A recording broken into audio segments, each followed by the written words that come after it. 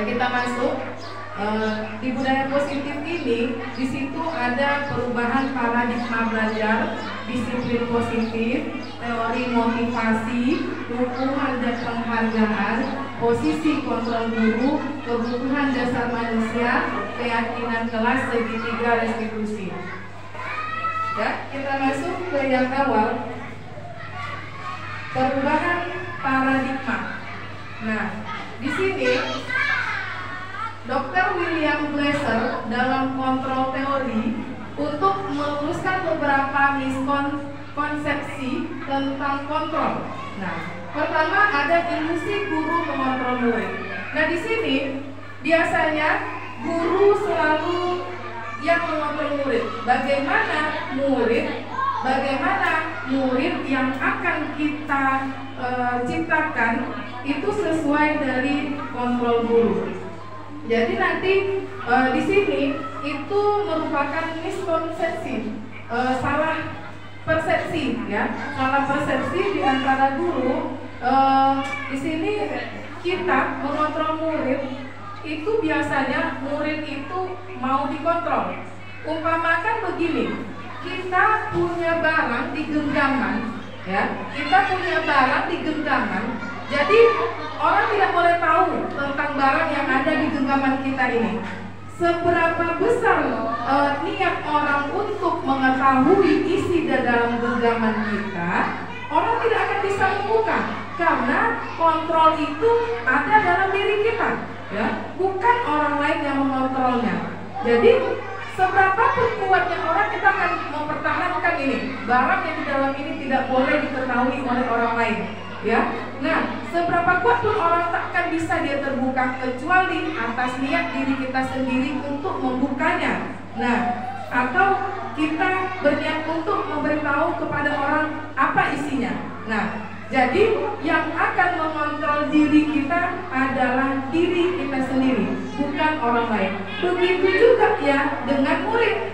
Murid juga begitu, dia memiliki kontrol diri sendiri. Jadi kalaupun guru, kita guru, kamu harus begini, kamu harus begitu, kita mengontrolnya biar dia menjadi lebih baik. Nah, bukan berarti kita harus memaksakan. Nah, itulah dulunya kita mengontrol murid itu harus seperti yang kita inginkan.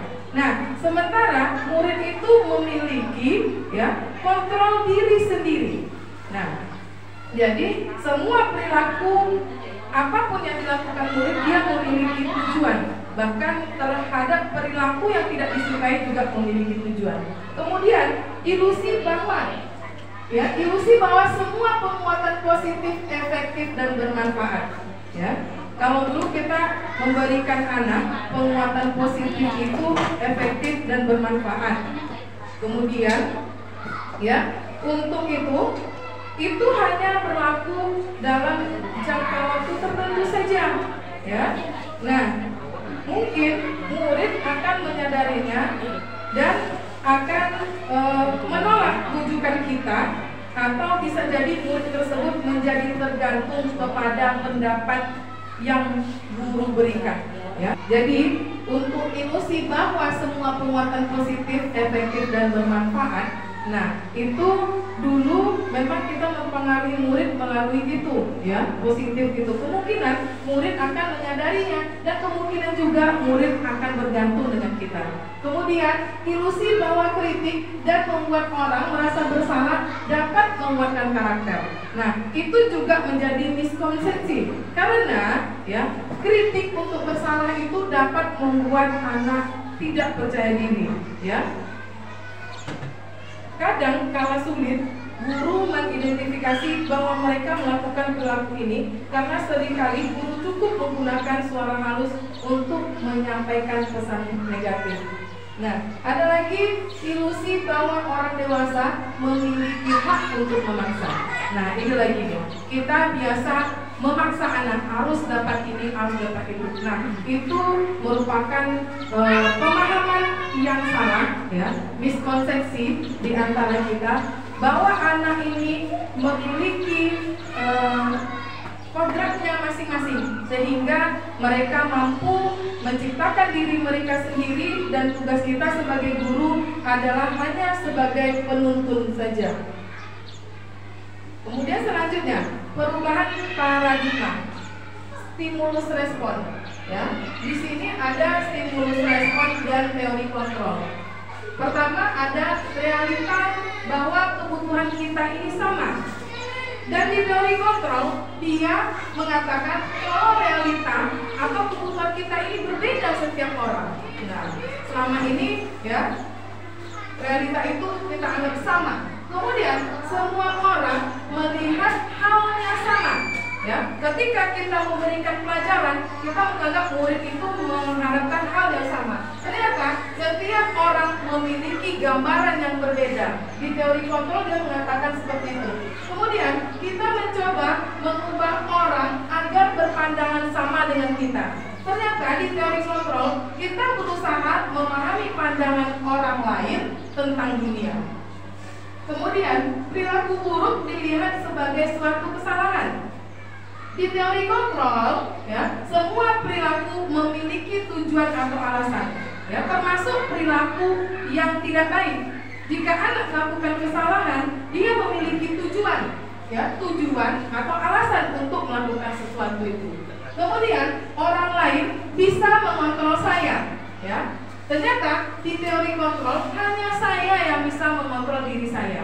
Umpamakan kita mempertahankan benda yang ada di dalam tangan kita tadi ya, bahwa kita sendiri yang akan mengontrol diri kita. Kemudian saya bisa mengontrol orang lain. Di teori kontrol itu tidak, ya. Yang bisa mengontrol orang lain itu ya kita tidak bisa, ya. Kemudian pemaksaan ada pada saat rujukan, ya. Pemaksaan ada pada saat rujukan gagal, ya. Ketika anak melakukan kegagalan, ya, kita di situ akan ada paksaan terhadap anak. Kamu harus begini, ya. Kamu telah melakukan kesalahan, kamu telah melakukan kejahatan. Nah, di situ kita, ya, di situ kita telah membuat kegagalan anak makin gagal. Ya. Kemudian di teori kontrol, kolaborasi menciptakan pilihan-pilihan baru. Ya, kolaborasi itu kerjasama.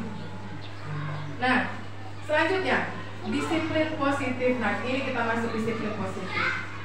Ketika kita mendengar kata disiplin, apa yang kita pikirkan? Pasti kita memikirkan tentang peraturan, ya, peraturan yang harus dilakukan. Nah, kata disiplin sering dihubungkan dengan hukuman. Ya, padahal itu sungguh berbeda, karena belajar tentang disiplin positif tidak harus dengan memberikan hukuman, ya. Justru itu adalah salah satu alternatif terakhir, dan kalau perlu tidak digunakan sama sekali. Jadi untuk mendisiplinkan kita tidak perlu ada hukuman, ya. Nah, di sini di teori positif ini mengatakan seperti itu. Sesuai dengan pernyataan dari Ki Hajar Dewantara, di mana ada kemerdekaan, disitulah harus ada disiplin yang kuat. Sungguh pun disiplin itu bersifat disiplin, ya, self disiplin, yaitu kita sendiri yang mewajibkan kita dengan sekeras-kerasnya, tetapi itu sama saja. Sebab jikalau kita tidak cakap melakukan self-disiplin, wajiblah penguasa lain mendisiplinkan diri kita, dan peraturan demikian itulah harus ada dalam suasana yang merdeka. Ya. Kemudian Diane Gosen mengatakan bahwa arti asli dari kata disiplin berkonotasi dengan disiplin diri dari murid-murid. Ya, disiplin diri dapat membuat seseorang menggali potensinya menuju ke arah sebuah tujuan, sesuatu yang dihargai dan bermakna. Dengan kata lain, disiplin diri juga mempelajari bagaimana cara kita mengontrol diri dan bagaimana menguasai diri untuk memilih tindakan yang mengacu pada nilai-nilai yang dihargai. Seorang yang memiliki disiplin diri berarti mereka bisa bertanggung jawab terhadap apa yang dilakukannya, karena mereka mendasarkan tindakan mereka pada nilai-nilai kebajikan universal. Nah, untuk mendisiplinkan anak, ya, kita harus memiliki nilai-nilai kebajikan untuk anak tersebut, barulah kita bisa mendisiplinkannya. Sebagai pendidik, tujuan kita adalah menciptakan anak-anak yang memiliki disiplin diri sehingga mereka bisa berperilaku dengan mengacu pada nilai-nilai kebajikan universal dan memiliki motivasi intrinsik bukan ekstrinsik. Ya, nanti disiplin itu akan tumbuh melalui dari dalam diri murid tersebut, bukan dari paksaan kita dari luar, bukan karena takut terhadap hukuman dan bukan mengharapkan imbalan. Kemudian, nah ini penerapan disiplin positif di kelas 4 yang sudah saya buat, ya. Membuat pohon nilai-nilai kebajikan di kelas. Jadi nilai-nilai kebajikan tadi sudah kita sepakati dengan anak-anak, nilai apa yang akan yang akan kita capai untuk anak-anak, kita pajang dan boleh kita buat sesuai keinginan kita. Kemudian keyakinan kelas udah kita buat, kita tempelkan di dinding kelas, ya. Di keyakinan kelas ini nanti kita buat kesepakatan bersama. Kemudian pembiasaan pagi sesuai keyakinan kelas itu sudah biasa kita lakukan setiap pagi, berbaris di halaman guna pembiasaan pagi, ya, dan kemudian masuk dengan teratur ke dalam kelas. Kemudian, nah, untuk penerapan disiplin positif ini kita mulailah merefleksikan diri kita, bagaimana kita selama ini mendisiplinkan anak, membentuk disiplin positif ini. Nah, itu kita kaji ulang kembali bagaimana bisa kita terapkan dalam keseharian anak sehingga akan membawa perubahan pada anak di masa yang akan datang, ya. Dan untuk rencana perbaikannya, kita kedepannya haruslah kita merubah cara kita bagaimana kita dapat mendisiplinkan anak. Selanjutnya, nah, ada di sini teori motivasi, ya. Diane Gossen dalam bukunya Restructuring School Discipline menyatakan ada 3 alasan motivasi perilaku manusia. Nah, ya, ada 3 alasan motivasi perilaku manusia. Kadang pertama untuk menghindari rasa sakit atau hukuman, ya. Anak-anak termotivasi untuk belajar, untuk mengikuti pembelajaran karena dia menghindari rasa sakit atau hukuman, ya. Mereka takut kena hukum. Kalau datang terlambat nanti kena hukum. Nah, mereka takut. Jadi akan menjadikan paksaan bagi dia. Jadi motivasinya itu hanya karena takut, karena dihukum. Kemudian untuk mendapatkan pujian, imbalan atau penghargaan. Nah, anak yang ingin mendapatkan pujian, imbalan atau penghargaan, dia akan bersaing, bekerja keras, dapat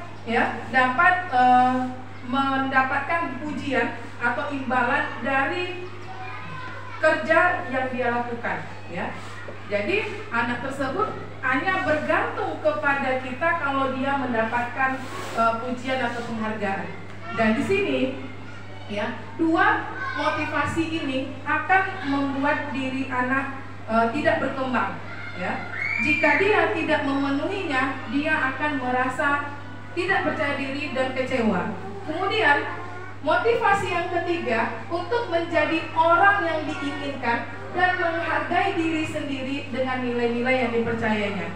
Nah, di motivasi ketiga inilah yang harus kita capai, ya, untuk menjadi orang yang diinginkan dalam diri murid sendiri, sehingga mereka akan mampu termotivasi sampai mereka dewasa nanti. Jadi tidak pun sekarang, mereka akan terus sampai dia nanti dewasa, karena motivasinya berasal dari dalam diri sendiri. Kemudian, ya, di sini ada hukuman dan penghargaan, ya. Alfikon mengemukakan beberapa pernyataan dari hasil pengamatannya selama ini tentang tindakan memberikan penghargaan nilainya sama dengan menghukum seseorang. Nah, dari penelitiannya dia mengatakan bahwa penghargaan itu sama nilainya dengan menghukum seseorang. Nah, pertama, pengaruh jangka pendek dan jangka panjang. Ya, penghargaan akan efektif jika kita menginginkan seseorang melakukan sesuatu yang kita inginkan dalam jangka pendek. Untuk jangka panjangnya, seseorang akan menggantungkan pada pengharapan, ya, penghargaan yang kita berikan. Ya, jadi kalau penghargaan kita berikan itu sama dengan hukuman, karena dia tidak dalam jangka panjang. Ya, dia jangka pendek bertahan di diri anak karena dia mengharapkan penghargaan untuk melakukan kegiatan sesuatu.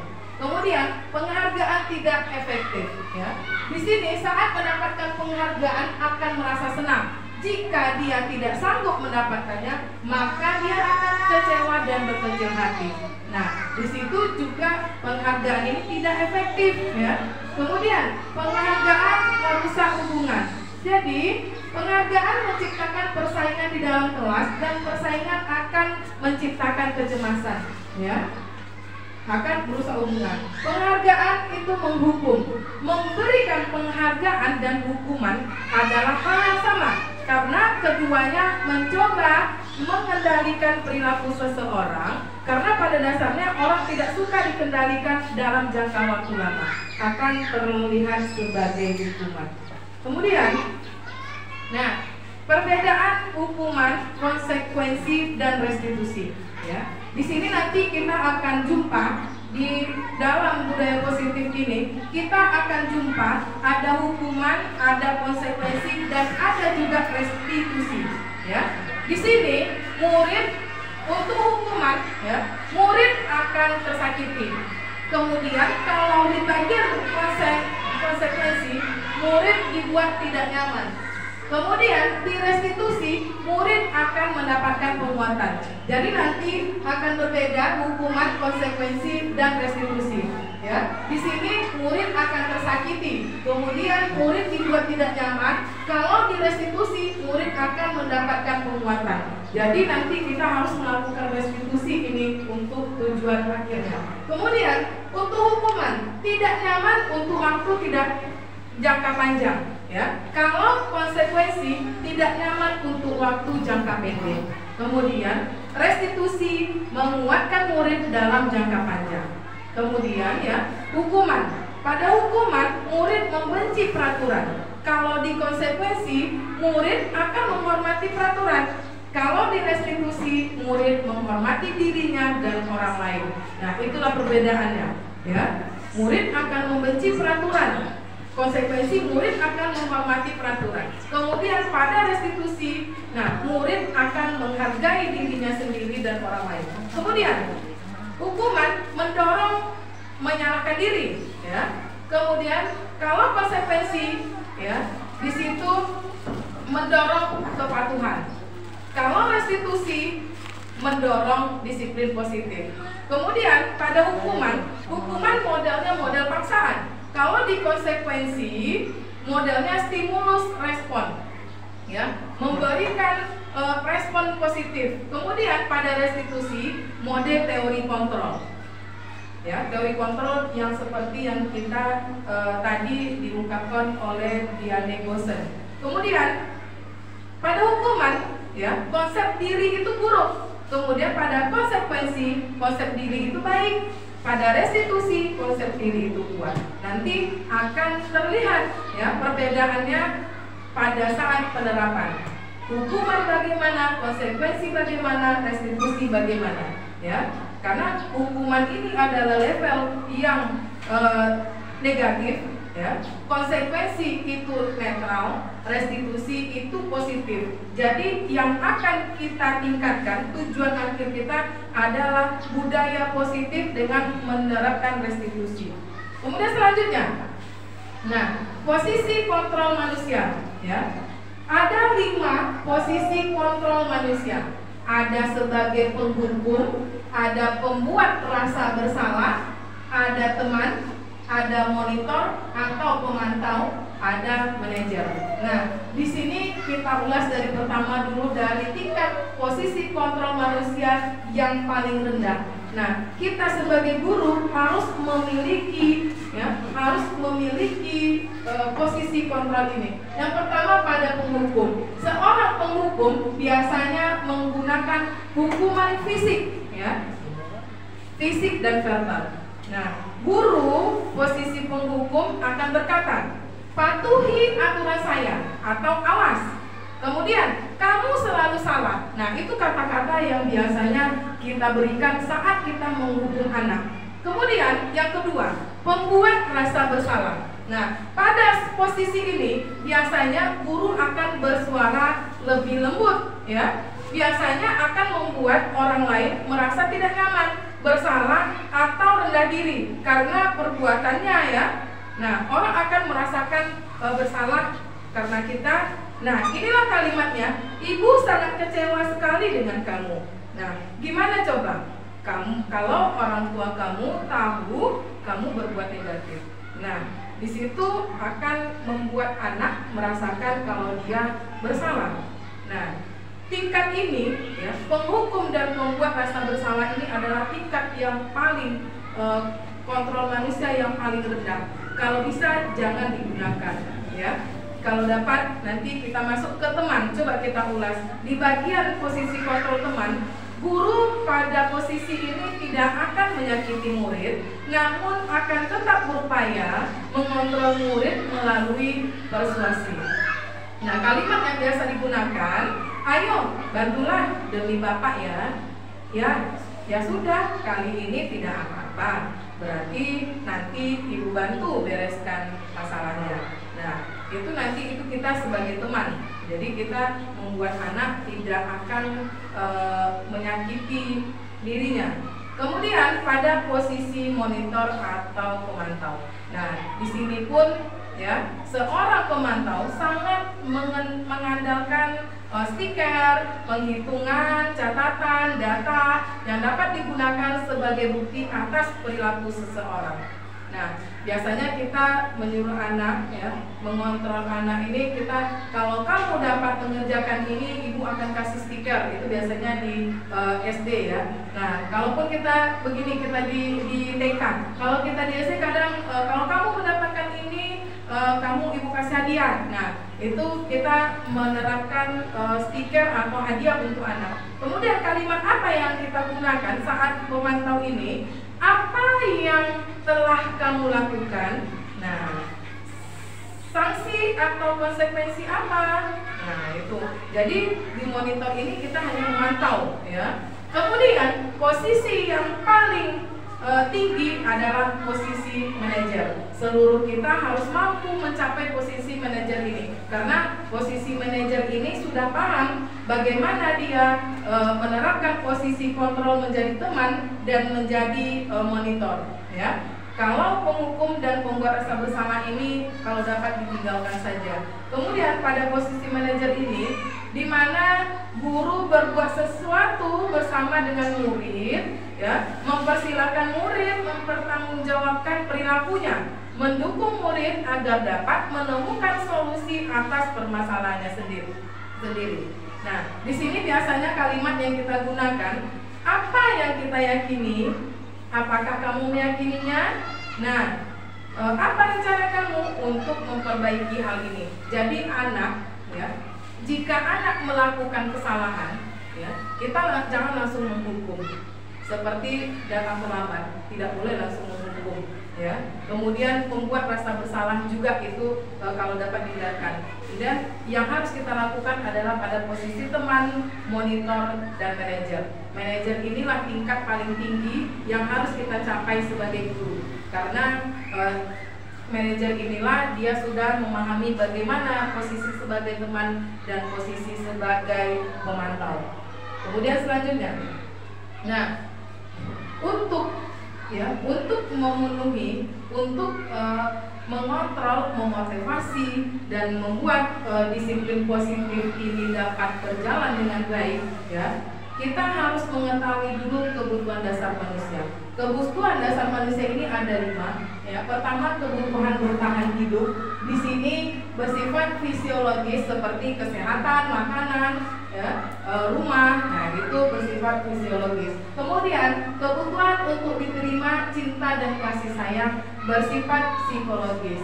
Nah, anak-anak sangat membutuhkan ini ya untuk mereka bisa dapat termotivasi untuk belajar. Kemudian pada kebutuhan pengakuan atas kemampuan atau penguasaan berhubungan dengan kekuatan untuk mencapai sesuatu, menjadi kompeten dan dianggap berharga. Nah, di kebutuhan pengakuan atau kemampuan ini, anak akan berusaha ya menguasai sesuatu, menguasai pembelajarannya karena dia ingin mencapai sesuatu sehingga dia menjadi kompeten dan dianggap berharga. Kemudian pada kebutuhan akan pilihan, ya, kebebasan. Di sini kebutuhan akan kemandirian dan memiliki pilihan. Nah, anak-anak sangat butuh akan kebebasan ini karena masa-masa sekolah ini adalah masa-masa untuk bermain bagi anak-anak kita.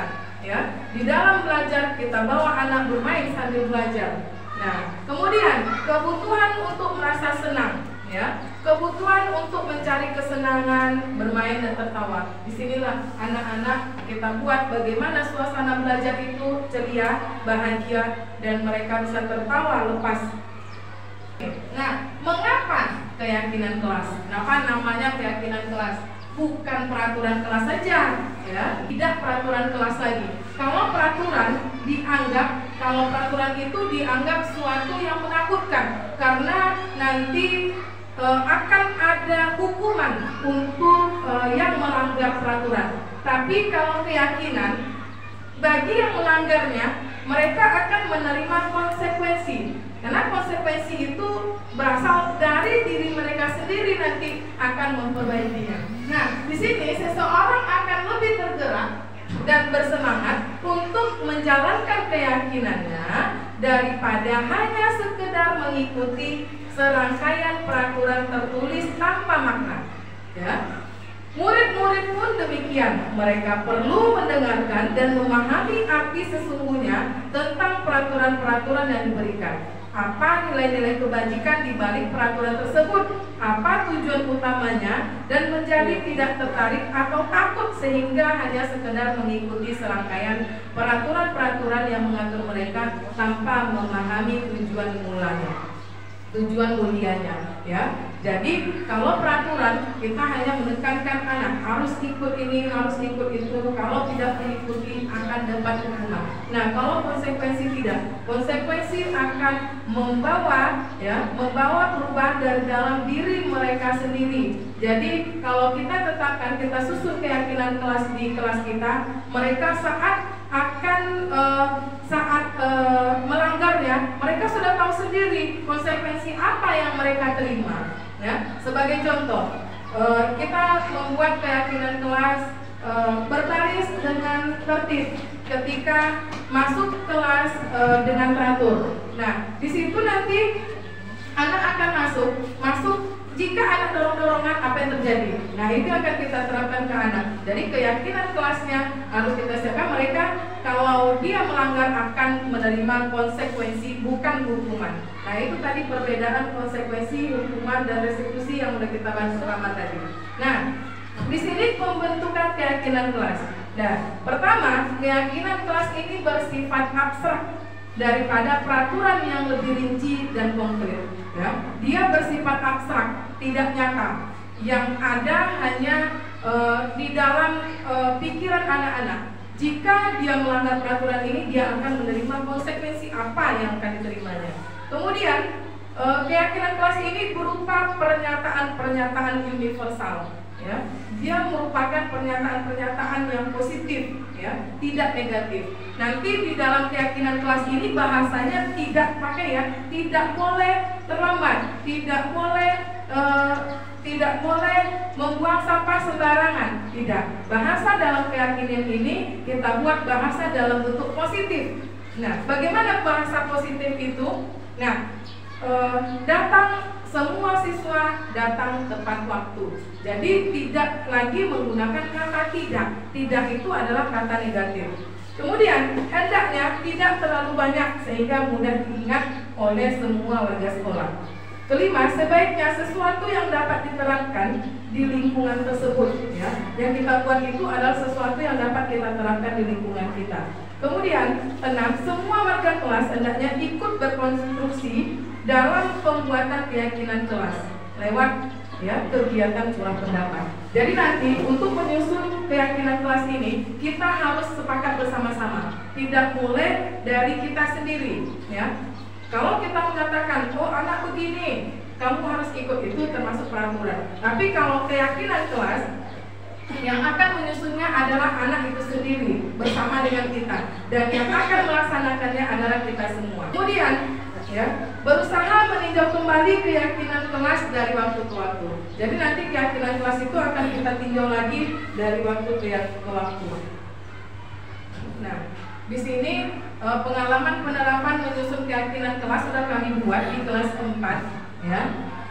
Sudah disusun dan hasilnya ini respon dari murid juga. Mereka telah mau membuat mengikuti peraturan keyakinan kelas yang dibuat. Jika mereka melakukan kesalahan, dia akan mengingat sendiri. Nah, waktu itu di kelas mereka melakukan kesalahan, melanggar keyakinan kelas yang dibuat. Kemudian temannya akan mengingatkan, coba lihat, baca keyakinan kelas yang sudah kita buat. Oh iya, tidak, kakinya naik ke atas. Oh, duduk dengan rapi dan sopan. Nah, jadi dia akan dengan sendirinya mengingat kalau itu perbuatannya itu salah. Bukan kita lagi yang menegurnya, tapi dia sendiri akan mengetahui kesalahan dia. Nah, untuk itu kita harus sering merefleksikan diri. Nah, refleksi ini harus penting bagi kita untuk mengingat apa yang telah kita lakukan selama ini di kelas, ya. Nah, di sini kita telah menyusun keyakinan kelas kita. Kemudian murid tahap-tahap mulai berperilaku yang sesuai dengan keyakinan dibuat. Di situ nanti rencana perbaikan yang kita buat ke depannya, kita harus menerapkan keyakinan kelas ini dalam keseharian murid sehingga menjadi kebiasaan bagi mereka untuk menyusun dan menerapkan keyakinan kelas, serta akan dilakukan peninjauan dari waktu ke waktu. Kemudian selanjutnya, segitiga restitusi. Nah, di sini segitiga restitusi ini merupakan sebuah pendekatan untuk menciptakan disiplin positif. Nah, disinilah disiplin positif itu dapat terbentuk dengan baik menerapkan segitiga restitusi. Restitusi adalah proses menciptakan kondisi bagi murid untuk memperbaiki kesalahan mereka, ya, sehingga mereka bisa kembali pada kelompok mereka dengan karakter yang lebih kuat. Restitusi juga adalah proses kolaboratif yang mengajarkan murid untuk mencari solusi untuk masalahnya sendiri dan membantu murid berpikir tentang orang seperti apa yang mereka inginkan. Ya, dia akan berpikir ingin menjadi orang yang seperti apa nantinya dan bagaimana mereka harus memperlakukan orang lain. Nah, ciri-ciri restitusi ini, yang pertama, restitusi bukan untuk menembus kesalahan, namun untuk belajar dari kesalahan. Dua, restitusi memperbaiki hubungan. Kemudian yang ketiga, restitusi adalah tawaran bukan paksaan. Restitusi menuntun untuk melihat ke dalam diri.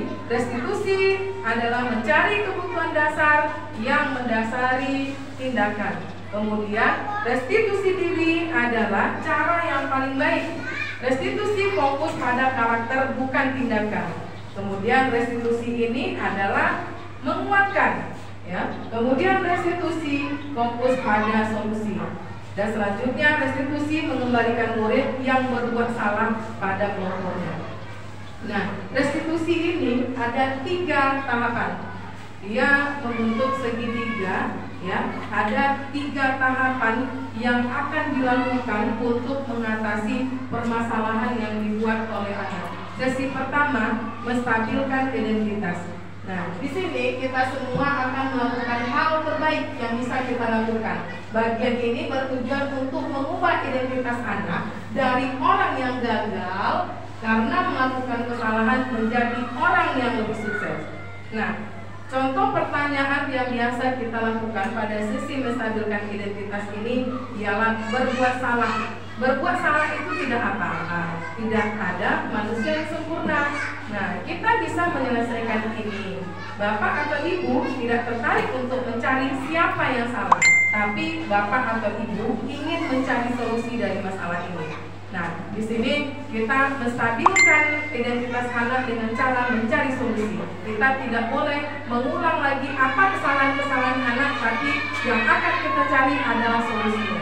Kemudian pada sesi yang kedua adalah validasi tindakan yang salah. Nah, semua perilaku memiliki alasan. Nah, bagian ini bertujuan untuk memenuhi kebutuhan dasar anak. Nah, di sini contohnya, ya, contoh pertanyaan yang biasa kita lakukan untuk memvalidasi tindakan yang salah ini adalah, kamu pasti punya alasan mengapa melakukan hal itu.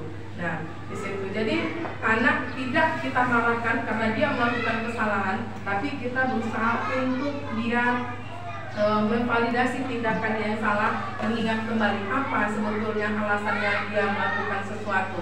Nah, kemudian sisi yang ketiga, menanyakan keyakinan. Nah, kita semua memiliki motivasi internal. Nah, itulah tadi setiap guru ya harus membuat keyakinan kelas di kelasnya. Karena di saat mereka melakukan kesalahan, dari sisi yang ketiga inilah kita menanyakan keyakinan apa yang telah mereka langgar. Nah, kebaikan apa yang telah kita sepakati. Nah, kamu mau jadi orang seperti apa?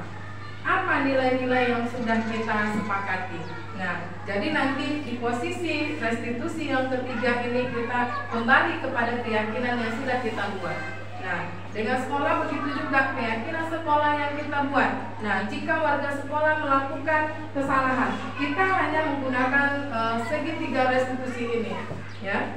Ada 3 sisi dari segitiga ini. Boleh melakukannya, boleh 1 saja, boleh 2, boleh 3, tiga-tiganya. Ya, kita dari tahap pertama menstabilkan identitas dulu, kemudian validasi tindakan yang salah, kemudian menanyakan keyakinan.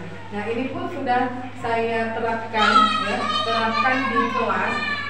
Di sini waktu itu kami mempraktekkan kalau anak bermain di dalam kelas. Jadi keyakinan kelasnya pada saat istirahat anak tidak boleh bermain di dalam kelas, ya.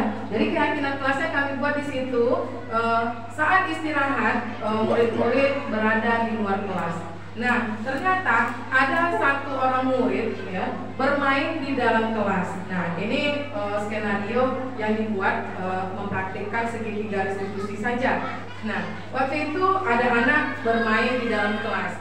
Dia bermain bola dalam kelas, rupanya mengenai kaca. Nah, kaca tersebut menjadi retak atau pecah, gitu ya, retak.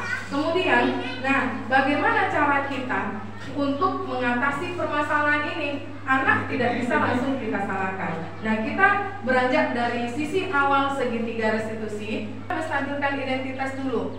Nah, kita di sana kita bertanya apa yang terjadi di dalam kelas kita.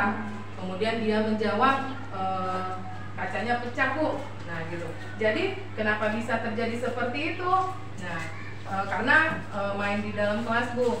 Nah, kenapa bisa seperti itu, bermain dalam kelas, tidak bermain di luar bersama teman-teman? Nah, karena bosan katanya. Jadi dia memiliki alasan. Nah, kamu memiliki alasan untuk semuanya. Rupanya alasannya adalah bosan, ya. Kemudian, nah, gitu. Setelah dia memberikan alasannya, kita berikan dia penguatan. Bosan, rasa bosan itu setiap orang ada. Nah, bagaimana cara kita menyikapi bosan? Tidak harus dengan bermain di dalam kelas. Nah, cari penyelesaian yang lain. Nah, karena kaca kita sudah pecah, apa yang harus kamu lakukan? Nah, anak akan berpikir. Nah, kita berikan kebebasan untuk memilih, mencari solusi apa yang akan dia berikan untuk kita. Nah, dari situ anak akan berpikir. Nah, jadi bukan kita, oh kamu harus mengganti kacanya, tidak. Ya, kita menanyakan dulu apa yang akan dilakukan anak ini untuk menebus kesalahannya. Nah, di situ anak akan berpikir, oh iya Bu, saya akan menggantinya. tapi saya takut dengan orang tua saya, kasih taunya saya nggak punya uang. Nah, disitulah kita sebagai posisi manajer, kita menguatkan anak. Nah, menguatkan anak, di situ kita bisa membantu mencarikan solusi atas permasalahan yang dihadapinya. Ya. Nah, setelah kita melakukan itu, kita nanti akan bertanya kepada murid kita, bagaimana perasaan murid setelah kita melakukan penerapan segitiga restitusi ini. Di sana akan nanti karena saya pernah melakukannya, jadi anak akan merasa nyaman dan bebannya akan dapat terlepaskan.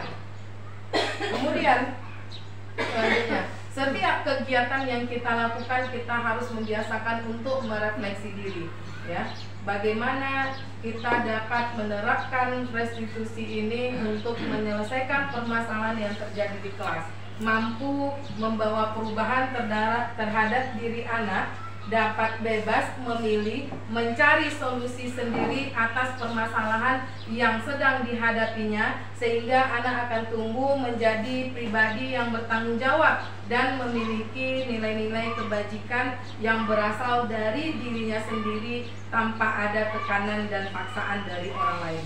Nah, untuk rencana tindak lanjutnya, kita untuk kedepannya harus kita lakukan terus-menerus Setiap ada masalah, segitiga restitusi ini harus kita terapkan agar anak dapat mencapai keselamatan, kebahagiaan di masa depan.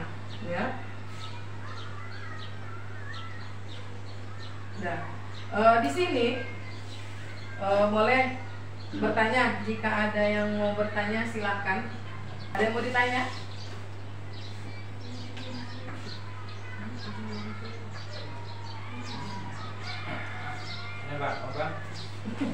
Ada yang mau ditanya? Hukuman, restitusi, konsekuensi.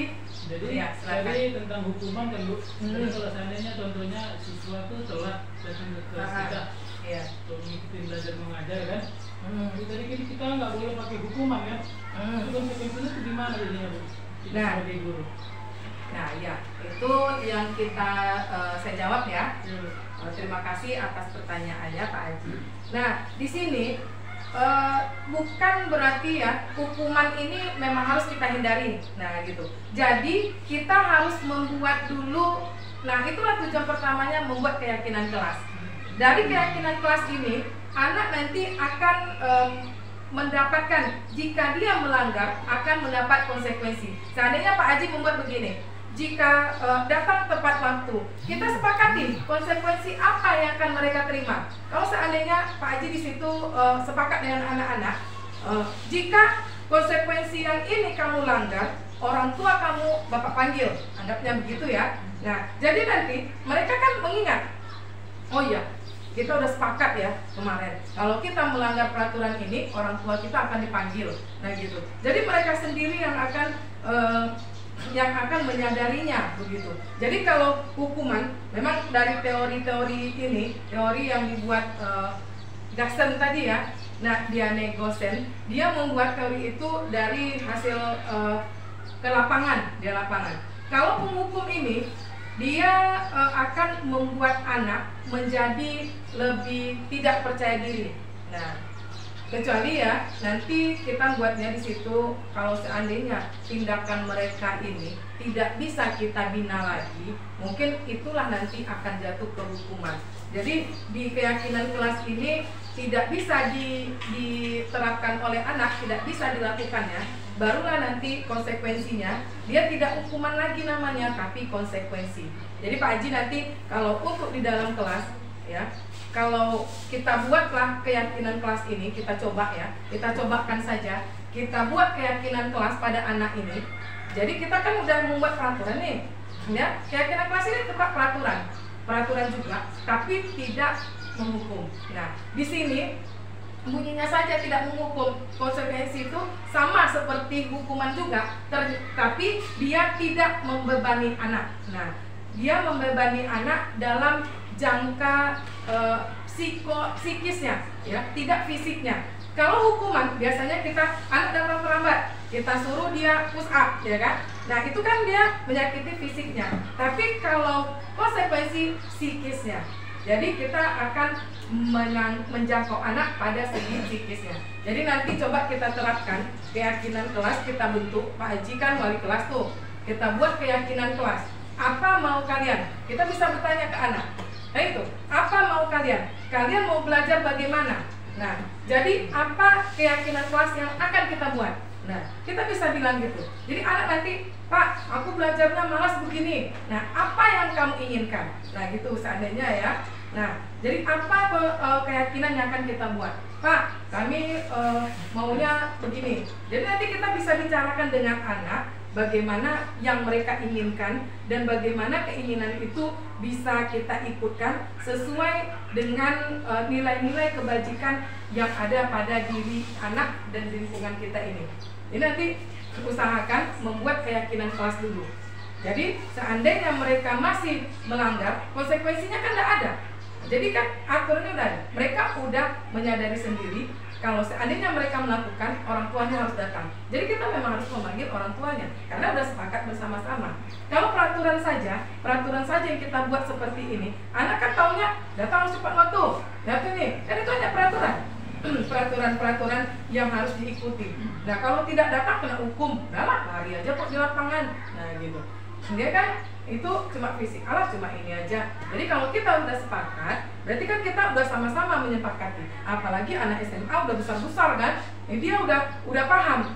Nah, kalau dia melakukan ini, dia akan menerima konsekuensinya. Kita tinggal mengatakan, jika kamu melanggar keyakinan ini, konsekuensinya kamu sendiri akan merasakan. Nah, jadi kita tinggal mengatakan konsekuensi apa yang akan kamu terima, karena kamu telah melanggar aturan yang telah kita buat. Keyakinan kelas sudah kita sepakati bersama. Ternyata kamu melakukan juga. Ternyata kamu melanggarnya. Nah, bagaimana kamu untuk konsekuensinya? Nanti mereka kan akan menjawab, oh ya Pak, kemarin kita kan sudah sepakat. Kita ini dipanggil orang tua. Nah, kita lakukan itu. Kita panggil orang tua. Kita hadapkan dia dengan orang tuanya. Bagaimana dia bisa memecahkan masalahnya. Kita kasih dia. Nah, itu kita gunakan nanti segitiga restitusi itu Pak Haji. Jadi nanti kita bagaimana bahasa kita untuk menstabilkan identitas anak, memvalidasi dia, dan kemudian bagaimana dia bisa menyelesaikan masalahnya sendiri.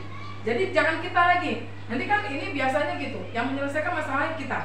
Udah, kamu begini, udah selesai masalahnya. Jadi sekarang kalau seandainya konsekuensinya kita buat seperti itu, sudah kita hadapkan dengan konsekuensinya, dan dia kita hadapkan mencari solusinya sendiri. Bagaimana dia bisa memecahkan masalah yang dia buat sendiri dan konsekuensi yang akan diterimanya. Nah, di sini kan kita, oh iya, bagus juga kita terapkan ya. Karena udah saya cobakan juga di kelas itu nyatanya. Jadi anak ini ketika dia melakukan kesalahan, dia sadar sendiri. Oh iya, keyakinan kelasnya ini, aku gak boleh angkat kaki nih, gak sopan katanya kan. Dia turunkan kaki sendiri, sadar sendiri gitu.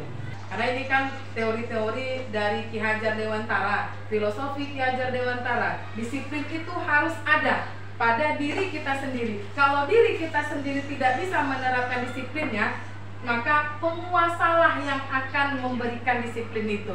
Nah gitu. Jadi boleh penguasa mendisiplinkan kita, tapi ya itu tadi menerima konsekuensi, bukan hukuman lagi namanya. Konsekuensi yang akan diterima, karena disiplin itu berasal dari dalam dirinya sendiri, bukan paksaan, bukan mendapat hadiah atau bukan mendapatkan hukuman.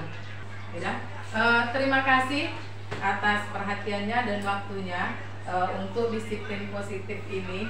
Semoga kita dapat menerapkannya di dalam kelas kita masing-masing, terutama kita membuat keyakinan kelas terlebih dahulu dengan memperhatikan nilai-nilai kebajikan universal dalam keyakinan kelas. Dan kita pertama harus melihat dulu kebutuhan siswa. Nah itu tadi kita sebelum kita membuat keyakinan kelas itu kita lihat dulu kebutuhan siswa itu bagaimana, dan apa yang akan kita terapkan di kelas itu sesuai dengan keinginan mereka, sehingga mereka akan tumbuh menjadi pribadi yang disiplin positif itu akan tumbuh pada dirinya sendiri, dari dalam dirinya sendiri, tanpa ada paksaan, tanpa ada tekanan, tanpa menghindari hukuman dan mengharapkan imbalan atau pujian. Nah, itulah tugas kita, bagaimana kita bisa nanti di saat anak memiliki permasalahan, berada di posisi manajer yang sudah menguasai posisi teman, posisi pemantau, dan bagaimana kita bisa menerapkan segitiga restitusi untuk menyelesaikan permasalahan sehingga anak dapat bertanggung jawab pada dirinya sendiri untuk mengatasi permasalahan yang telah dia buat sendiri juga. Jadi keyakinan kelas inilah yang akan kita terapkan di kelas kita sehingga anak dapat membentuk dirinya sendiri dan menerima konsekuensi yang telah kita sepakati bersama. Karena konsekuensi itu berasal dari diri dia sendiri juga, ya. Konsekuensi apa yang akan diterimanya jika melanggar, dia akan merasakan sendiri juga. Dan mereka juga yang telah membuat dan dia juga yang harus bertanggung jawab atas segalanya. Cukup sekian, terima kasih. Assalamualaikum warahmatullahi wabarakatuh. Waalaikumsalam.